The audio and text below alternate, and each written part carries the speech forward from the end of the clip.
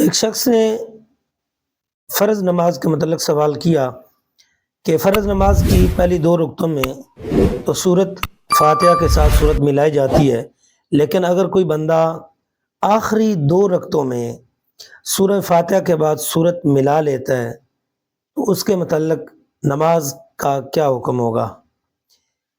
دیکھیں، پہلی 2 رکعتوں میں تو سورت ملانا لازم ہے، سورہ فاتحہ کے ساتھ کوئی بھی سورت یا آیات ملائی جاتی ہیں، لیکن فرض کی آخری 2 رکعتوں میں صرف سورہ فاتحہ پڑھی جاتی ہے۔ اگر کوئی بھولے سے یا جان بوجھ کر ملا لیتا ہے تو اس سے نماز میں خلل واقع نہیں ہوگا، ایسا کرنا خلاف اولیٰ ہے، خلاف سنت ہے۔